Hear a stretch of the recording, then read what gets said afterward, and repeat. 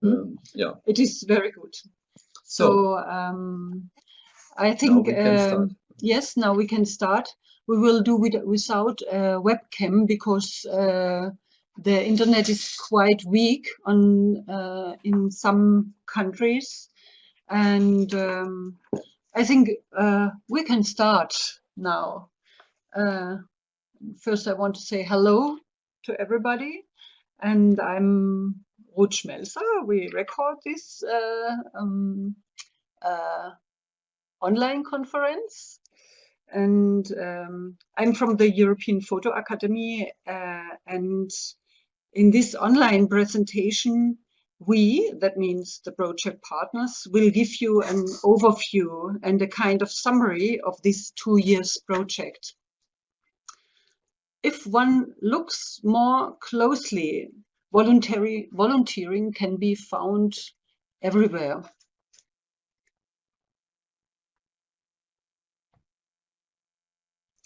Here you see some keywords, and most of you can associate it with some kind of volunteer work, especially, let's say, sports or social fields, in the health sector or emergency aid.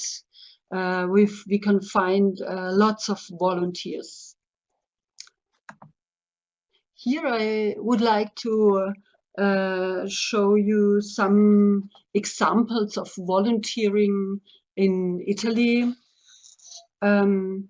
Volunteering is a part of active citizenship also, and it increases social well-being and social cohesion. Here you can see volunteering with deaf or generally with handicapped people, with animals, volunteering with animals, or many volunteers cooperate with the municipalities. For example, here you see the gardening in public parks. And here you see some examples from Estonia. Especially marginalized groups in society benefit from volunteer work, be it old people or poor ones or people with migrant background.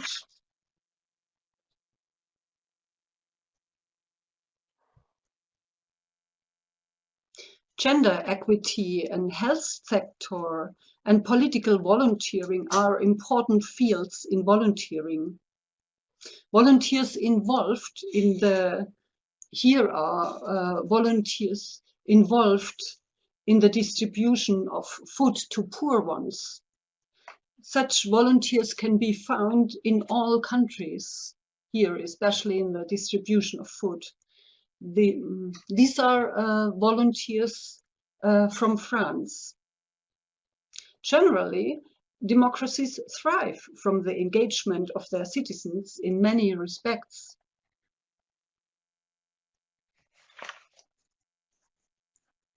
A state cannot manage all the tasks in a society.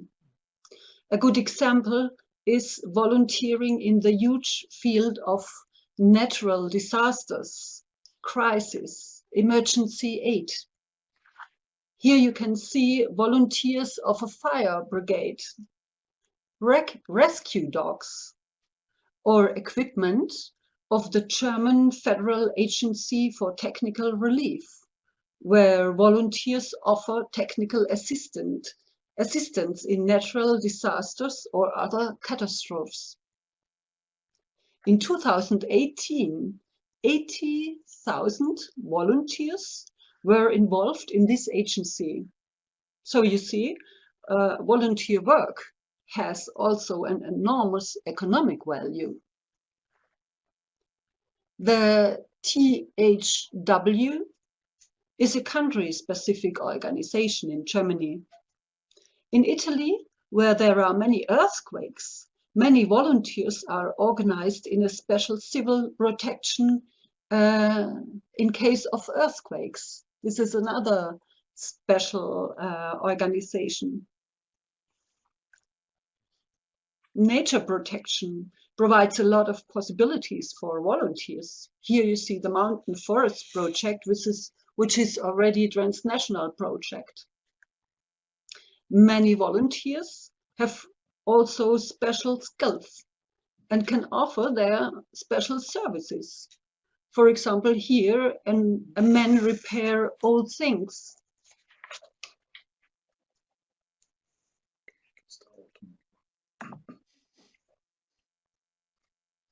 Other big fields for voluntary work are sports, of course, integration and art, and the renovation work and monument protection and all skill and all kinds of cultural activities.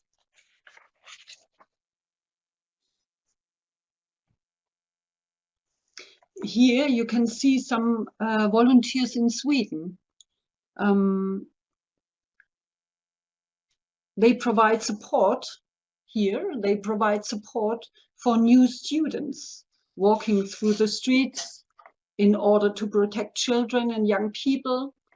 They organize groups and activities with children and also contribute to the protection of nature. Here with the fight for seeds in Europe, it's Jules Bohr. The man is Jules Bohr. The volunteers themselves benefit from their voluntary commitment. They feel positive, more integrated, and they learn new skills.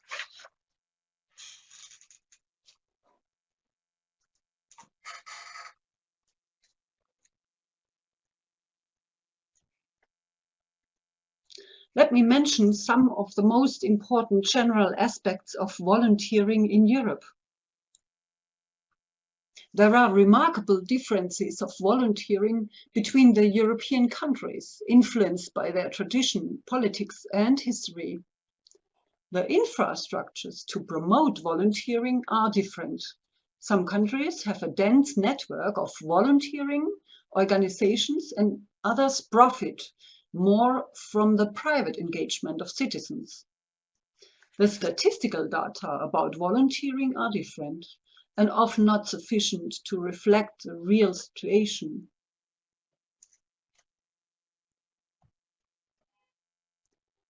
The promotion and support of volunteering has been an important issue for the European community for many years. The transnational exchange, promotion and education campaigns are needed in Europe in order to raise awareness among persons of all ages, organizations and companies for voluntary activities and its great benefits. And exactly that was the focus of our project. There are different examples of projects and campaigns on European level. Just let me mention the Center of European Volunteering, which is a network of over 60 organizations.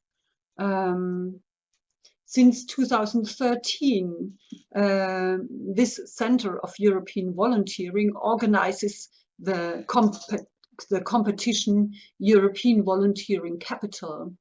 And this year it is Padova, next year it will be Berlin. There exist also European programs like the European Voluntary Service that provide opportunities for volunteering for young people and also for adults.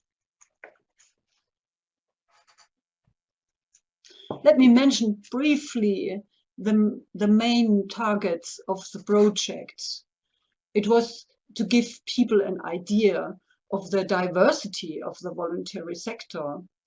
And it was to increase the public awareness of the immense importance of voluntary work in our society and in Europe, to highlight the benefits of volunteering, and to introduce examples of best practice to a larger audience on national and transnational level.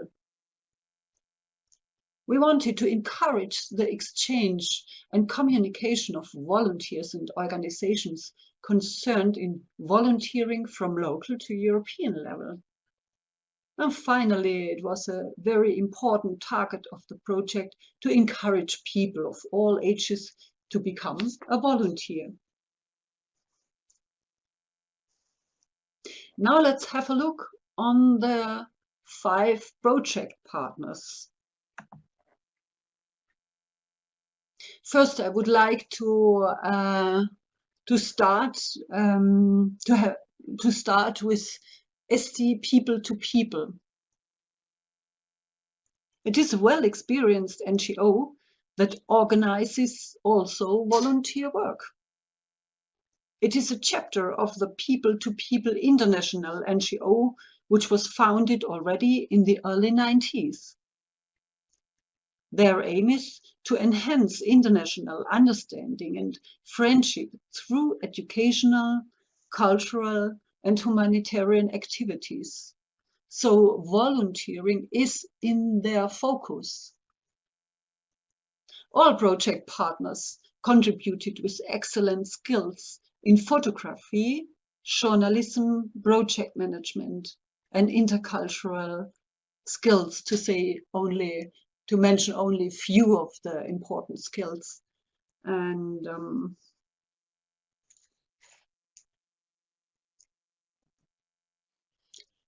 also more Mosaic was the project, a very interesting project partner.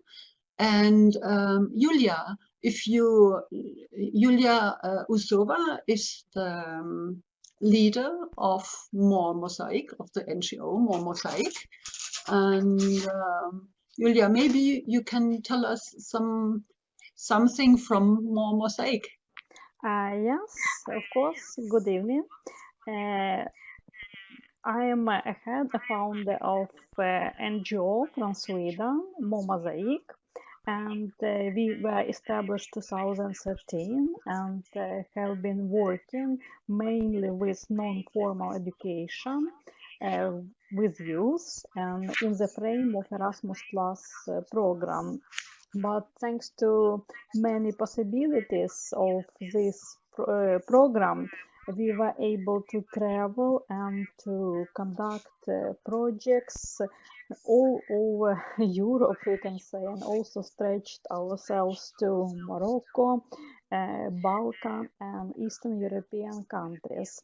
Current project, European Volunteers for Europe, was a new type of project for me, because for the first time we took part in the project for adults.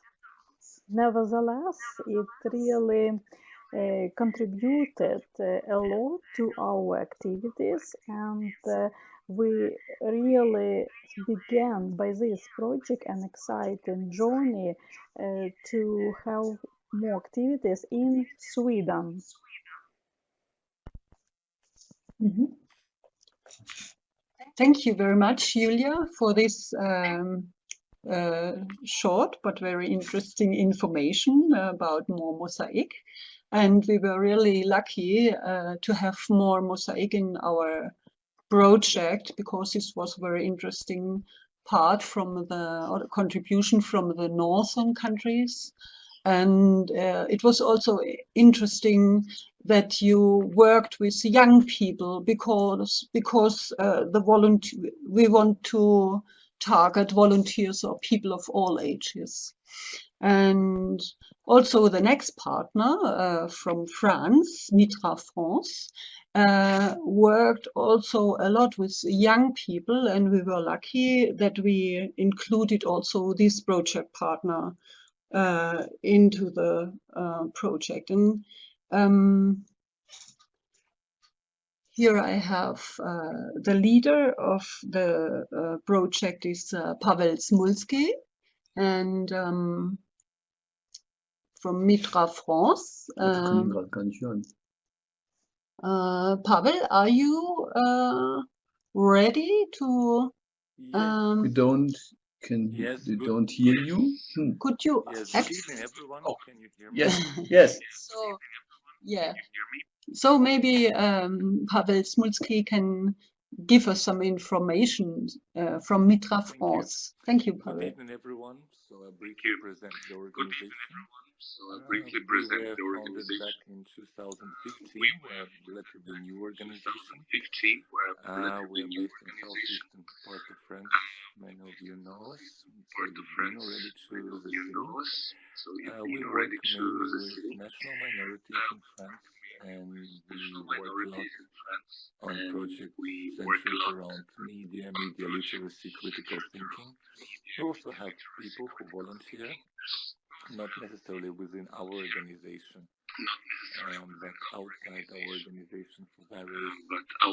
organization for various initiatives. So people do different things, delivering food and also volunteering for ecology and also some artistic events. So we have people from different backgrounds. So we have people working in tourism, people working for the universities, people working for different businesses. So we have this synergy of people from different ages, countries, and interests. So that's what we do. That's a lot.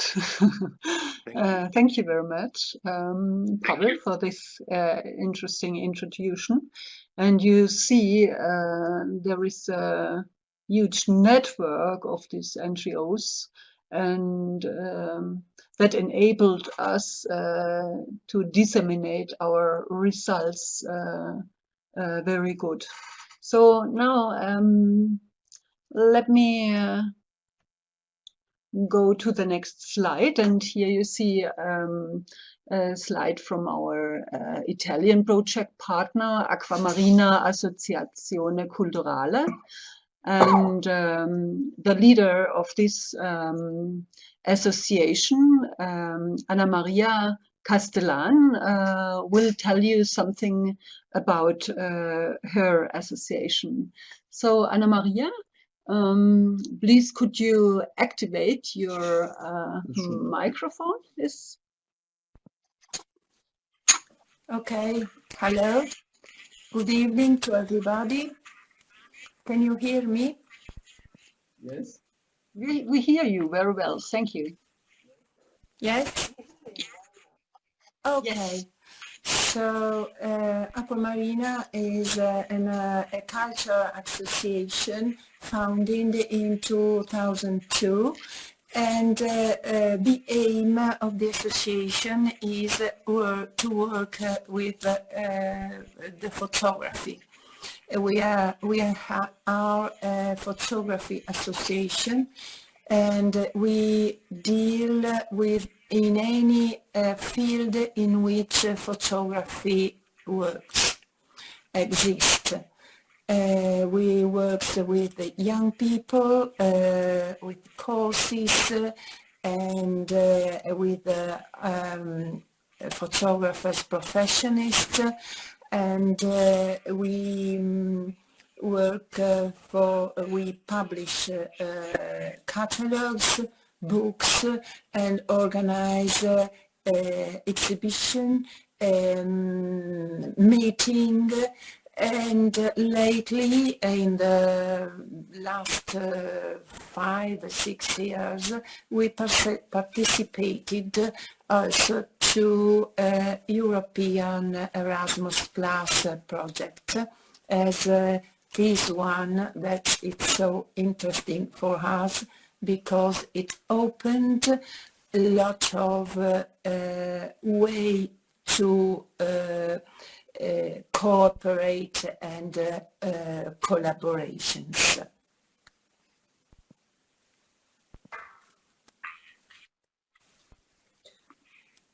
Thank you very much, Anna Maria, for this introduction.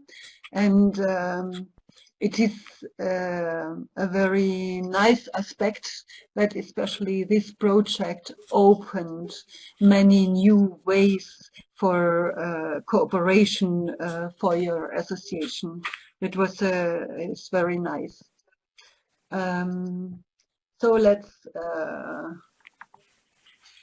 have a look briefly on the European Photo Academy from Rastatt.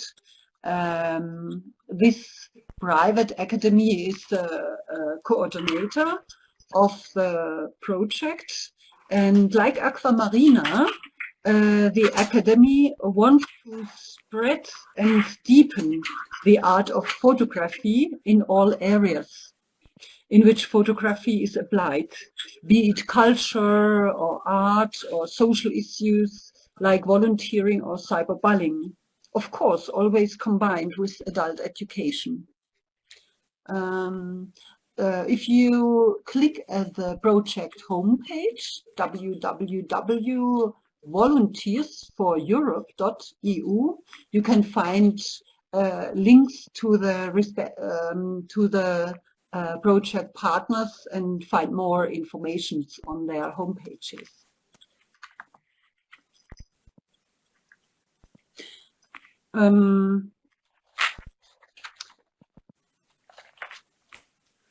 The camera was an important tool of the project, and we were lucky to have very experienced semi-professional and professional photographers in the project. And these 5 project partners produced more than 100 photo reportages about volunteering in their countries. The team met countless volunteers who were ready to help and who took on responsibility in society with great commitment. On the transnational project meetings in Nice, Rastatt, Stockholm and Tallinn, the teams exchanged their experiences and knowledge. The differences and similarities in volunteering in the different countries became obvious through the intensive exchange. It was an amazing experience, especially for the photographers, to meet so many volunteers in their work.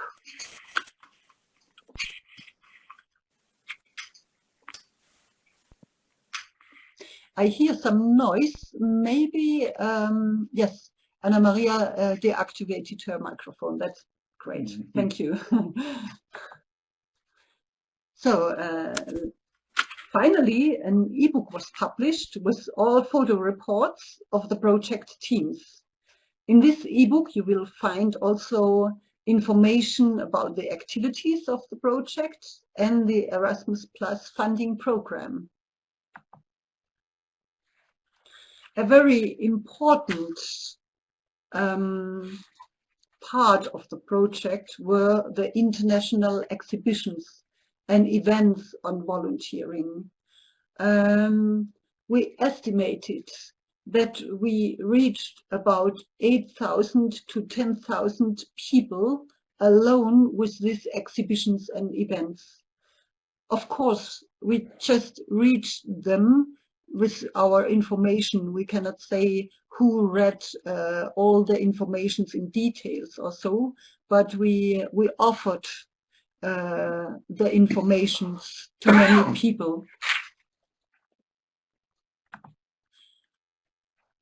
The first exhibition took place in Rastatt in Germany in April 2019, where we could show more than 60 exhibits at 3 exhibition locations in the middle of the city. Here you see the city library, where Pavel Smolsky and Anna Maria Castellan introduced their posters to the audience. Here is the town hall of Rastatt, and here are some posters in the town hall of Rastatt.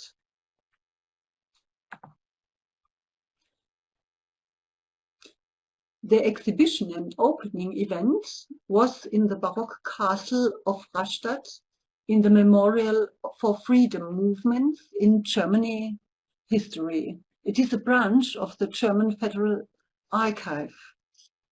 More than 80 people came to the event, among them many volunteers and politicians.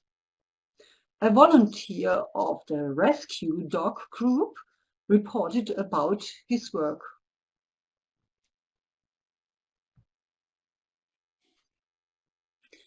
The next exhibition, this is two slides are mixed up because the next exhibition was in August in Stockholm, in Sweden.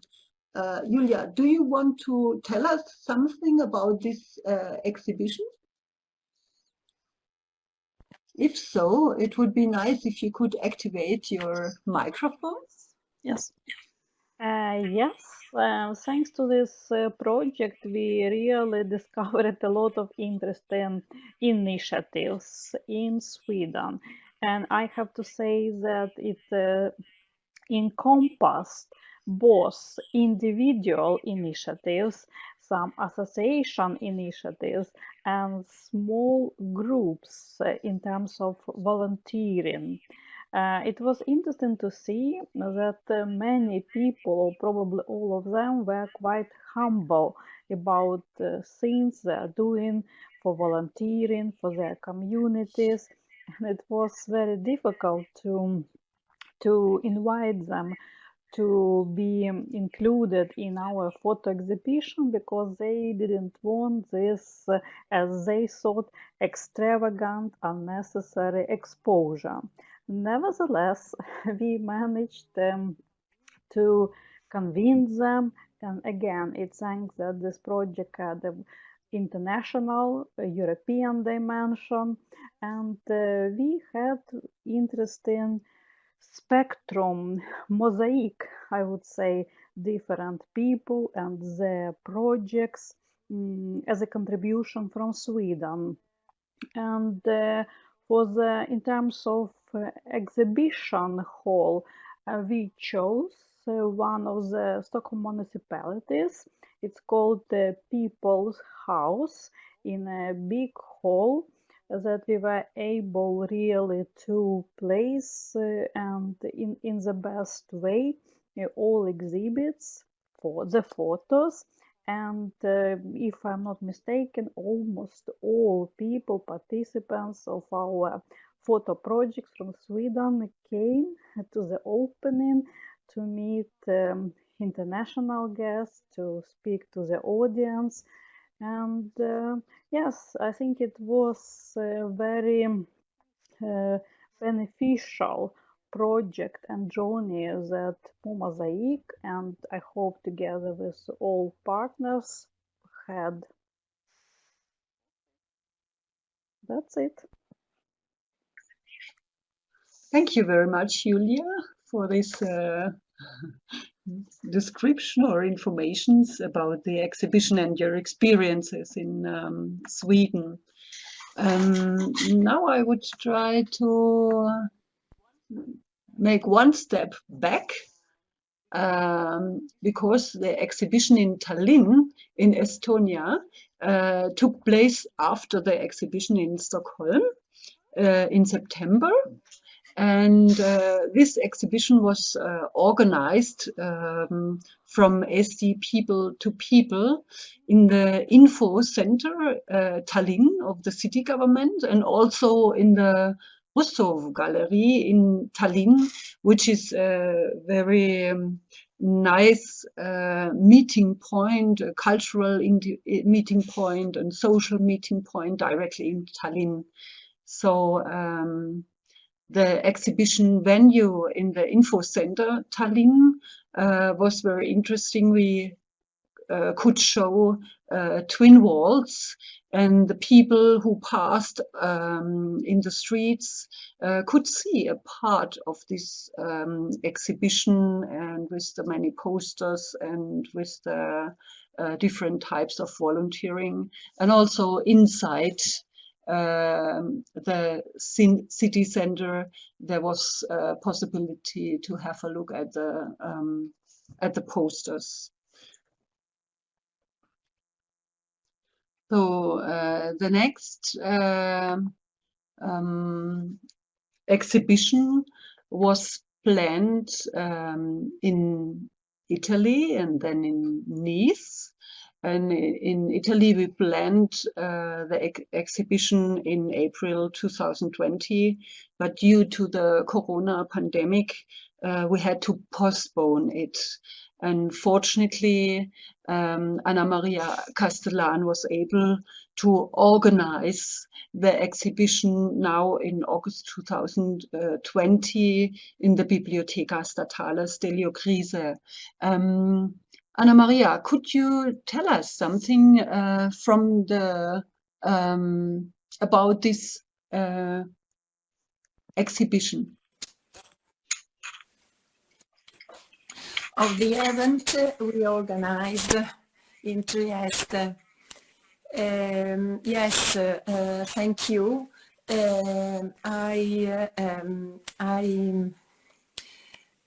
I like to tell you something about the organization because also 2020 is a difficult year due to the pandemic that has stopped, and now it is still slowing down all human activities. Anyway, we still wanted to organize the exhibition, a conference and the presentation of the Volunteers for Europe project and e-book. So Aquamarina was the first association that opened the activity of the Steliocrise State Library in Trieste after the long months of lockdown.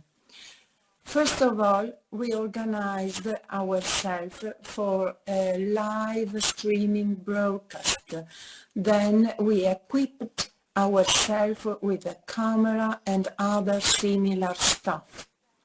Then, thanks to the help of the Trieste Altruista Voluntary Association, we contacted the municipality of Trieste, the Department of Volunteering, which helped with the creation and printing of the project flyers and the layout of the roll-ups we put in the exhibition. The councillor also organized himself the press conference to present the event and at the town hall, inviting journalists from the press, radio and television of the city. The event took place starting from the 10th of August till to the 28th of August. And the first conference was about the presentation of the e-book and the project that opened also the exhibition.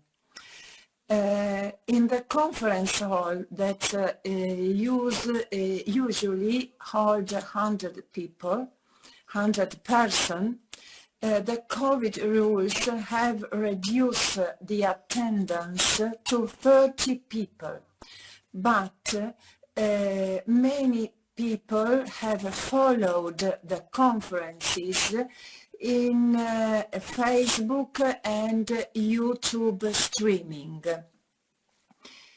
We had an overbooking anyway, and almost all the associations represented in the e-book were present both at the first meeting for the official presentation of the project and the e-book, and at the second one, when we invited the association's presidents to talk about their organization or association and to explain their work.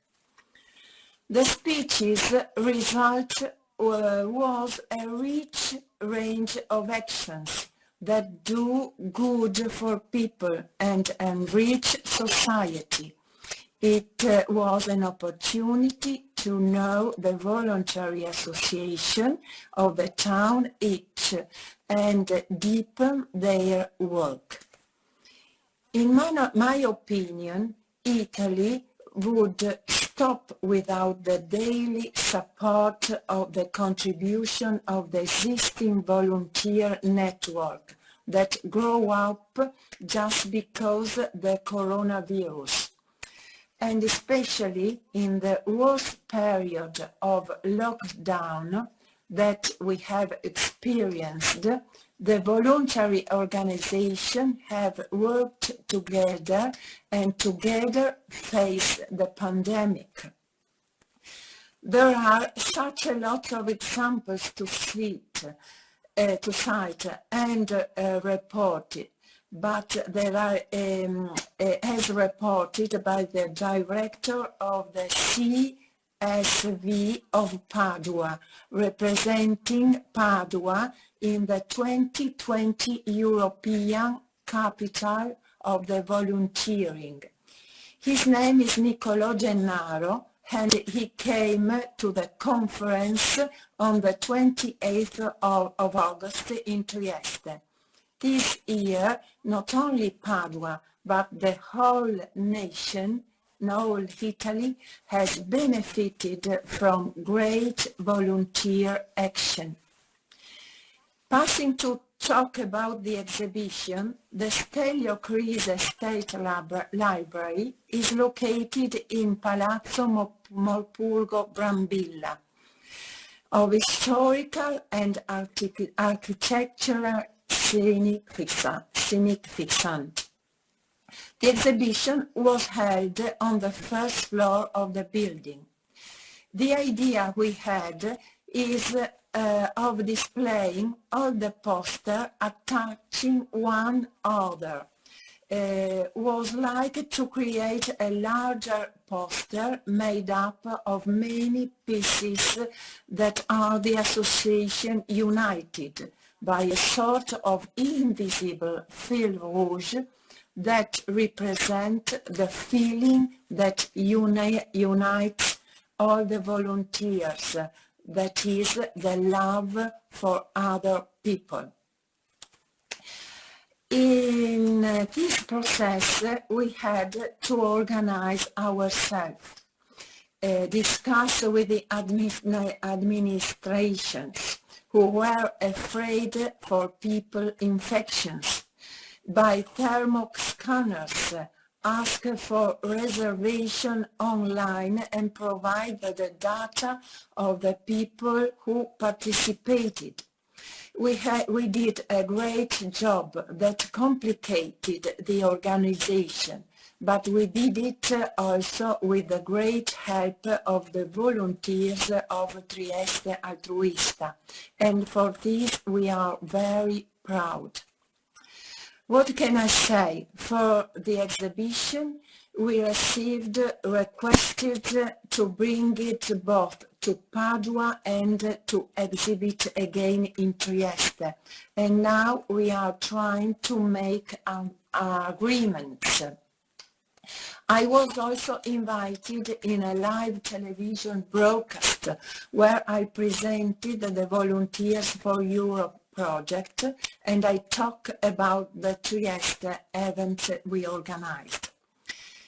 2 weeks ago, the conductor of the Thanks God for It's Friday program of RDT radio station, a young Triestine web radio, invited me to talk about Volunteers4Europe, and for the occasion I invited Andino Castellano, the Vice President of Trieste Altruista, and also we made a telephone connection with Padua with Niccolò Gennaro. To conclude, this project for Aquamarina was fundamental for such many new opportunities of contact and collaboration were opened in volunteer side, which I hope can be developed in the future. Thank you.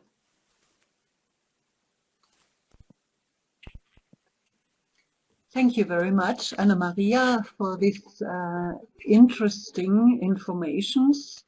and we keep our fingers crossed that you will have a lot of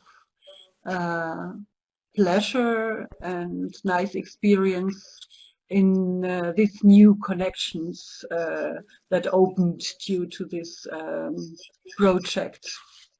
And now let's step to the next slide. It is about our final exhibition in Nice, in France, which was held in September 2020.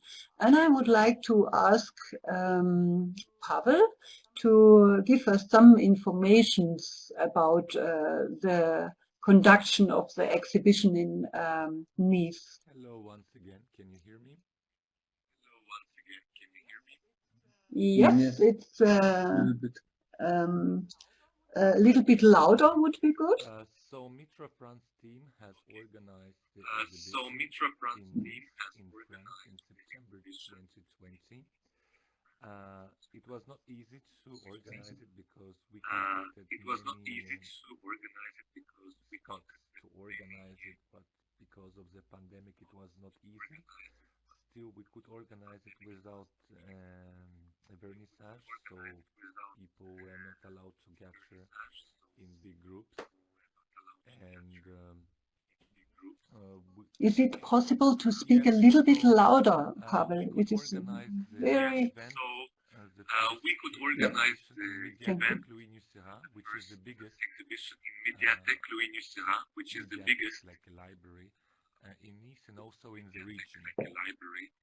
So it's very centrally located. It is just about the modern art museum, modern and contemporary art museum, and the National Museum, modern contemporary art museum. We could expose big posters there, and the second part of the exhibition took part in the branch of the Mediathèque library in the area called Ariane. It's a bit remote area in Nice, where some people call it like the concrete jungle. So it's not very famous for tourists. So we could organize the second part of the exhibition there. So of course it's Mediathèque is quite relatively famous place in Nice, so many people pass through. We were not present all the days there, but it seems that some people could stop by and see what the exhibition is about. So that's what we could do in Nice.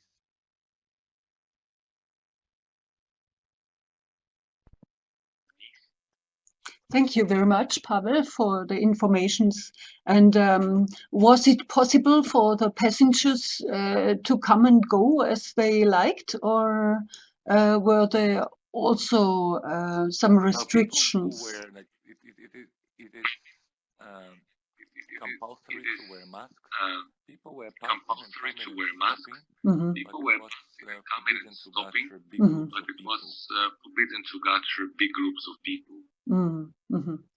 So, and as you can see, probably on this picture, usually in all exhibitions, we added explanatory texts in English and also in the language of the country where the exhibition was shown, so that all the visitors could get more and detailed information about the voluntary work which was exhibited. Yes, there were texts in English and in French language. Yes, there were texts in English and in French language. As well, in French language also. Yeah, so you translate. With the Mediathèque, we had to send all this information in advance. Yeah. So you really could reach the local people who came to the Mediathèque and have seen the pictures and were interested in them. There was a good feedback. This is nice. By the Mediathèque, especially the second one, because this kind of exhibitions don't happen very often there. So there were a lot of young people also who were present, during the second stage of the exhibition, and also those who work for the municipality as well. So it was absolutely worth to conduct the exhibition, even when the Corona pandemic was there. It was also a very good audience and a very good feedback. So we are lucky about that. Okay, I hope that this presentation has given you a good overview of the project.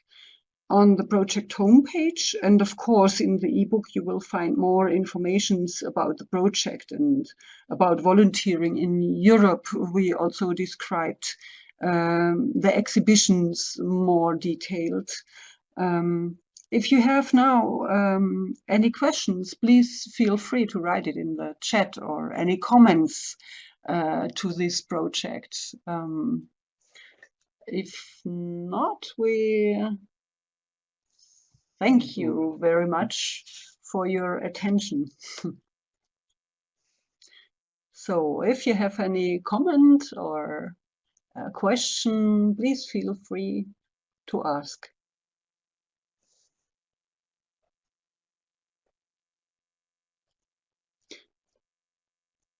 So I see everybody is fine. Then again, thank you very much for your attention, and we will upload the record of this online presentation on YouTube, and it will be available for the public.